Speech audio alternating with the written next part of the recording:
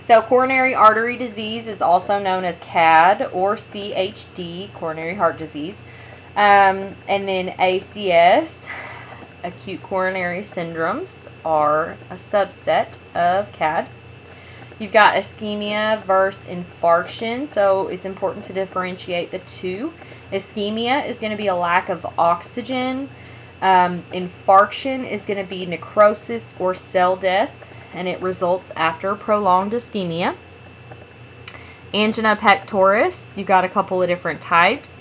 Angina pectoris is chest pain that is going to be caused by an imbalance between the supply and demand for oxygen.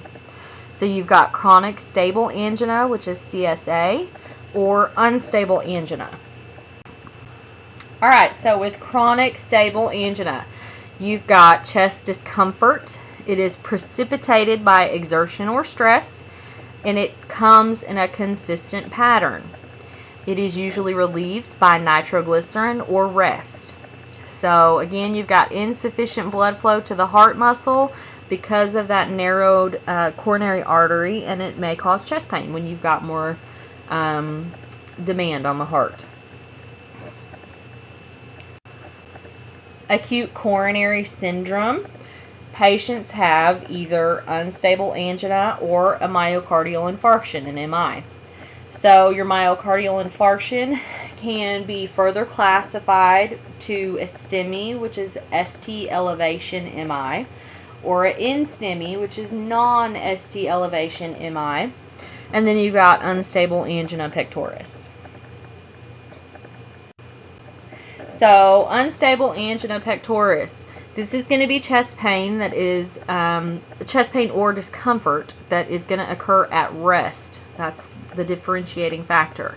It causes severe activity limitation, increase in the number of attacks and intensity of pressure, so it's not in a trend, it's going to be amping up basically. It is poorly relieved by nitroglycerin and rest, and there are a couple of different types. So you've got new onset Prince-Middles, which is pain from coronary spasm, and it's common after rest. And then you've got pre-infarction, which occurs days or weeks before the actual MI. So myocardial infarction, this is just a cute little picture for you. You've got the heart muscle, and you can see the coronary artery there that is blocked off, and so your heart's not getting the oxygen or the blood it needs, and so you end up getting some dead heart muscle there. So you've got acute MI, or AMI is also known as. It occurs with abrupt and severe oxygen deprivation. Some risk factors. Oh man, I'm getting all tongue-tied. I've been talking too much. Sorry, y'all. Appreciate you being patient with me. Okay, so some risk factors. You have non-modifiable risk factors. Remember, these are going to be age, gender, family history, and ethnicity. And then you have your modifiable risk factors, which are going to be hyperlipidemia, smoking, sedentary lifestyle, hypertension, diabetes, obesity, excessive alcohol, excessive stress, things like that. A couple different causes. You've got atherosclerosis, plaque rupture, thrombosis, or occlusion of blood flow. The area of the infarction is going to depend on your collateral circulation, anaerobic metabolism, and the workload demand. Key features of MI: substernal pressure. It radiates to the left arm, back, or jaw. It may occur without cause, primarily early in the morning. It is relieved by opioids. Some symptoms: you've got nausea, diaphoresis, dyspnea, and feelings of fear and anxiety. And it's important to know that women and the elderly may not have the same symptoms. They may not have the classic signs and symptoms of MI. So you've got the plaque buildup in the coronary artery, which blocks blood flow and oxygen to the heart and leads to the damage and death of the heart tissue. You can see that purple. Chart 38-2 on page 762 discusses some of this further. So myocardial infarction assessment, very important. So you want to assess for pain, you want to assess the vital signs, cardiovascular assessment, and a psychosocial assessment. Remember we talked about earlier, denial results in delay of treatment.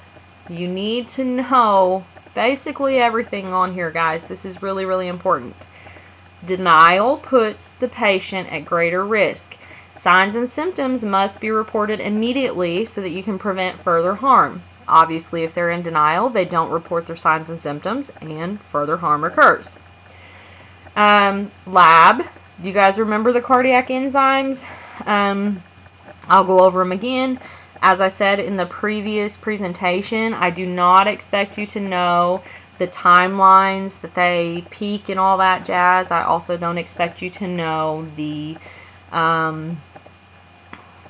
specific levels of them. I just want you to know what lab you're going to be looking at. So remember, you've got troponin, which is when the myocardial muscle protein is released due to injury to the cardiac muscle. You're specifically going to be looking at troponins T and I, which are not found in healthy patients. These indicate cardiac necrosis or acute MI, and they have the wide diagnostic time frame, so you're going to usually do trends on those. Your CK or your CKMB. So your CK is going to be specific to brain, heart, and skeletal muscle injury, indicates necrosis or injury, and again, your levels follow a predictable rise and fall. CKMB is what you're really looking at, which is specific to the myocardial muscle. So it's most specific. CKMB is most specific for MI. Again, it rises and falls. And then you've got myoglobin, which is the earliest marker detected. You can find it in 2 hours. Again, it's found in cardiac and skeletal muscle, and it may signify an MI if it doubles in 1 to 2 hours, even if it remains within normal limits. Remember those, okay? This is very important.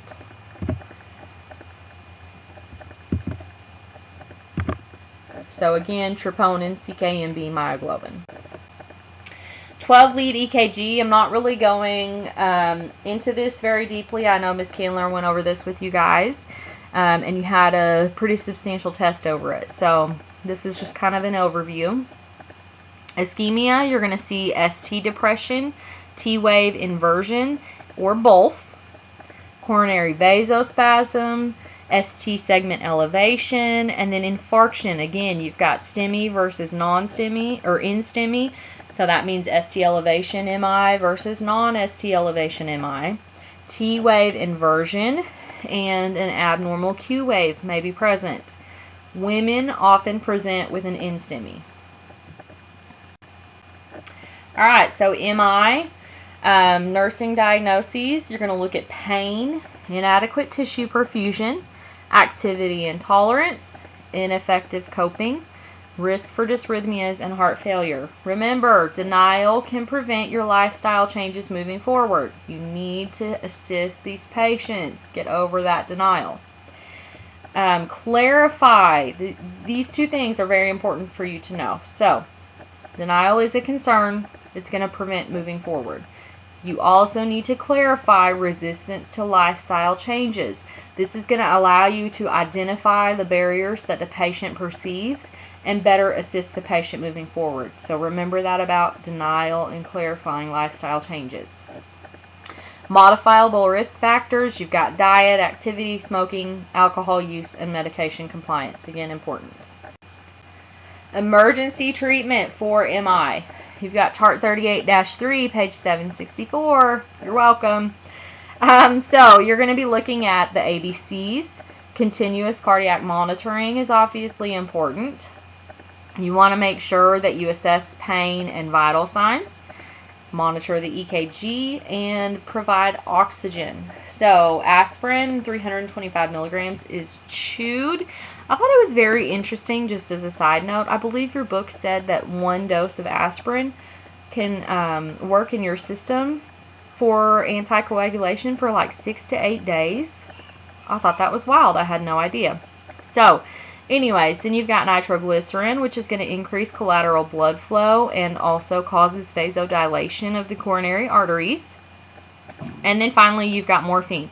Morphine relieves the pain, decreases oxygen demand, relaxes smooth muscle, and decreases catecholamines. Morphine, very, very, very important for you to know, guys. I know you're sick of hearing that, but I'm hoping to help you out here. So, morphine is given until the pain is completely gone, as long as the patient remains asymptomatic, okay? So, pain is an issue because it indicates further damage is occurring. So, give that morphine until their pain is gone. If this means you give 700 milligrams of morphine, obviously that's an exaggeration, but you continue to give the morphine until the pain is gone, as long as the patient's blood pressure and respirations tolerate it. Pain relief helps increase the oxygen supply and decrease the myocardial oxygen demand. Couple things about nitro.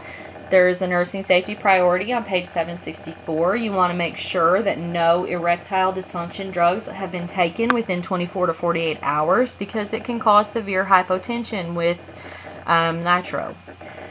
You may give the nitro every 5 minutes up to 3 doses as long as the vital signs are stable. Again, you're going to be monitoring that blood pressure really closely because it drops fast. Pain relief should occur in 1 to 2 minutes with nitro. It may also be given as a drip, and you want to monitor for headache. Morphine, again, those catecholamines that are decreased are going to be epi, norepi, and dopamine. You give as the priority for pain management. You give 2 to 10 milligram doses IV push every 5 to 15 minutes. Again, you're going to monitor for respiratory depression, hypotension, sinus brady, and severe vomiting. Drug therapy, you've got GP2B and 3A inhibitors. These are glycoprotein inhibitors. There is a chart, 38-4, page 765, that shows CAD drug therapy. Maybe nice just for you to look at. I don't expect you to know all these drugs, like I said before. So these GP inhibitors are going to target platelet component of the thrombus. You're going to assess for bleeding and hypersensitivity. Nursing safety priority, page 767. Your beta blockers are going to decrease the size of the infarct, occurrence of ventricular dysrhythmias, and mortality rates. You want to monitor closely for sinus brady, hypotension, decreased level of consciousness, and chest pain. Also a nursing safety priority on 767. ACE inhibitors and ARBs. You've got these that prevent ventricular remodeling and development of heart failure.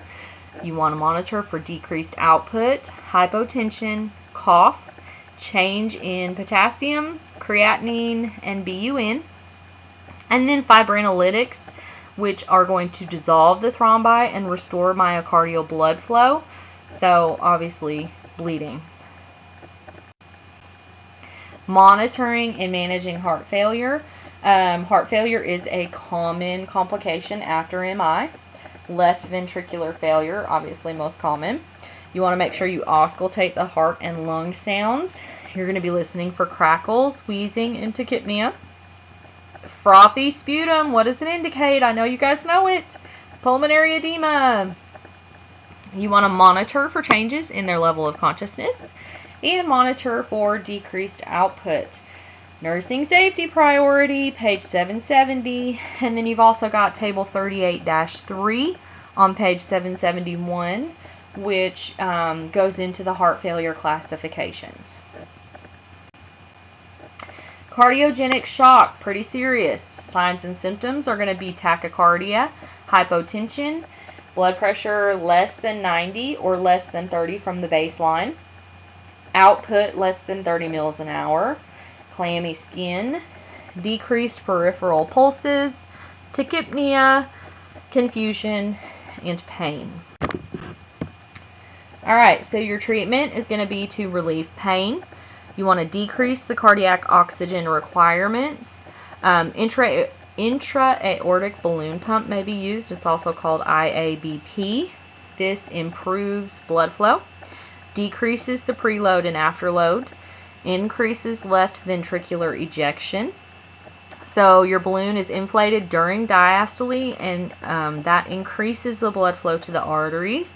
It is deflated before systole, which helps emptying of the left ventricle and improves cardiac output. So the balloon pumping action is triggered by an EKG tracing in arterial waveform. So it's automatically doing this for you. Alright, so this is the ins and outs of the IABP. Again, you've got diastole where it's inflated, and you've got systole just before systole is going to be deflated. Percutaneous coronary intervention is also known as PCI. A balloon tipped catheter is going to be inserted. The balloon is inflated and pushes against the plaque, and it may be repeated until the vessel is less than 50% blocked, and then they place a stent to hold the vessel open. So this is an image of PCI. You've got the balloon tipped catheter positioned into the artery. The uninflated balloon is centered in the obstruction. The balloon is inflated, which is going to, again, flatten that plaque against the artery wall. And then they place the stent. So the balloon is removed and the artery is left unoccluded. They place the stent because of the natural flexibility of the artery. It can actually cause, the balloon opens that area back up, whereas your natural response is going to be for the vessel to collapse again and become occluded. So that's why they place the stent. Post-op care. So chest pain may indicate, come on guys, I know you know it, acute closure of the vessel. So it's reoccluded. Very, very important that you monitor for chest pain. Nursing safety priority, page 775. I promise y'all we're almost done here. I'm sorry, I'm getting loopy. So you're going to monitor for bleeding, reaction to the dye, which those may be mild to severe. You're going to monitor for nausea, vomiting, headache, hives, wheezing, blood pressure issues, shortness of breath, cardiac arrest. And then you're also going to monitor for nephrotoxicity related to the dye. You can do that through the lab values, edema, facial puffiness, and anorexia. And then hypotension, obviously important to monitor for, hypokalemia, and any dysrhythmias. Any of these signs and symptoms need to be reported immediately. Coronary artery bypass grafting, or CABG. This is going to be performed when the patient does not respond to medical management of CAD, or when there is evident disease progression. So this is just an example of two different types of grafts that can be used. So you've got the saphenous vein grafts, and then on the right you've got the internal mammary artery graft. So post-op management of CABG.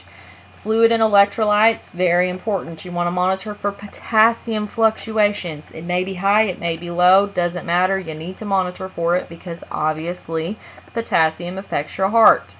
Magnesium and calcium depletions are also common. Hypotension, this is very important. So your systolic blood pressure less than 90 could actually collapse the vein graft. So you want to make sure that their pressure stays up. Hypertension, on the other hand, so when their systolic is greater than 140, poses a risk for bleeding. So it's a pretty fine line you walk there. Hypothermia is a common response to CABG. So you want to rewarm the patient if their temperature is less than 96.8. So how fast do you think we rewarm? You want to rewarm at a rate no faster than 1.8 degrees Fahrenheit per hour. You can rewarm the patient using warm blankets, lights, or thermal blankets. Nursing safety priority, page 778. Bleeding.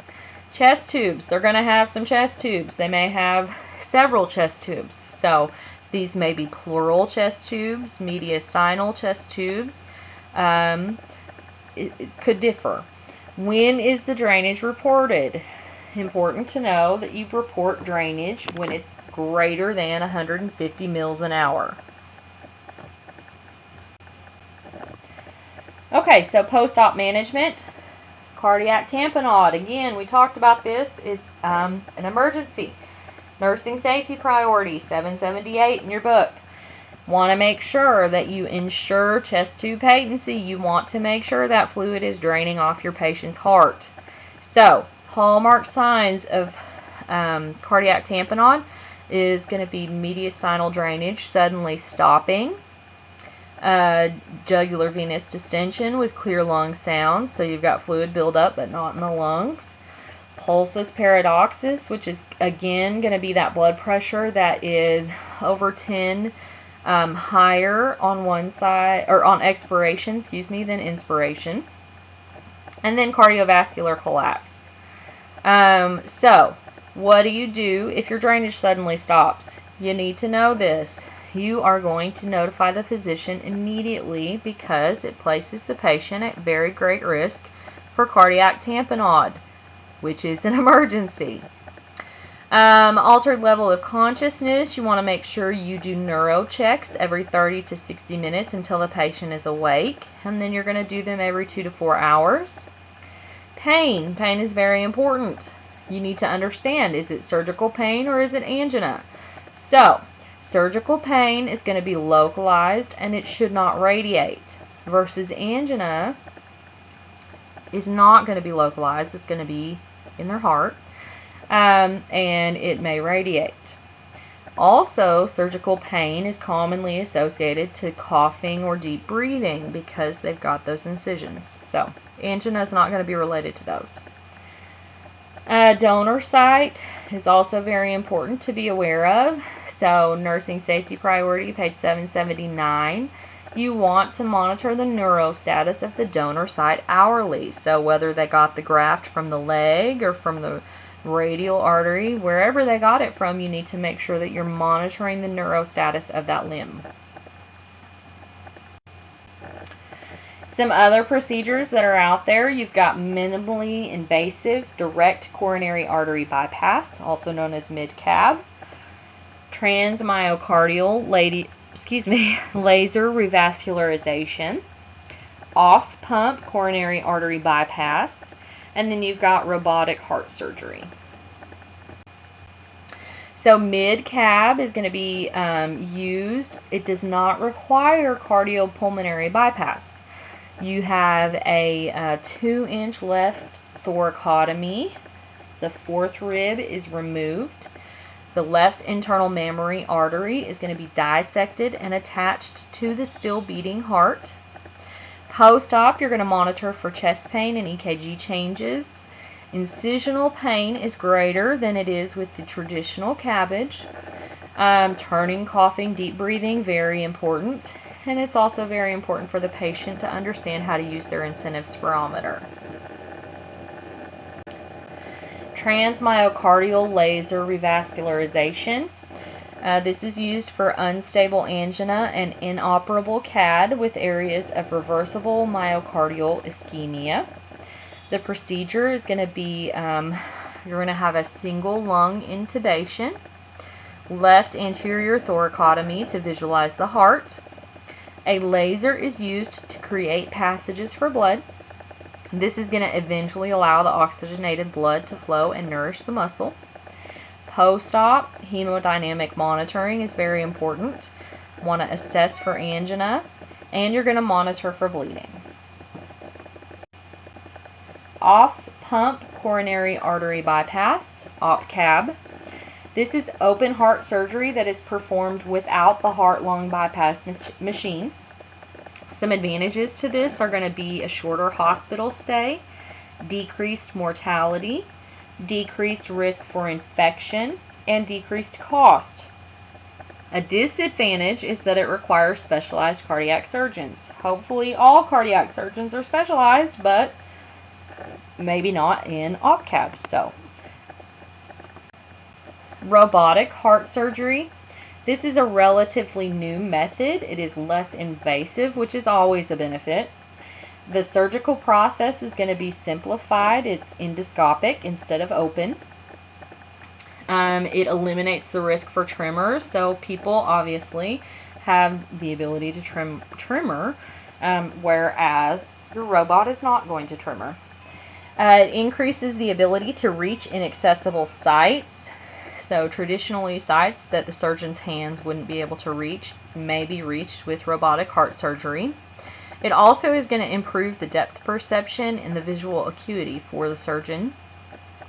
Shorter hospital stays are involved. There is less pain and anxiety. Obviously, those are huge benefits. And it does enable physicians to perform telesurgery, which is pretty amazing, I think. Kind of scary to think about too, but also amazing.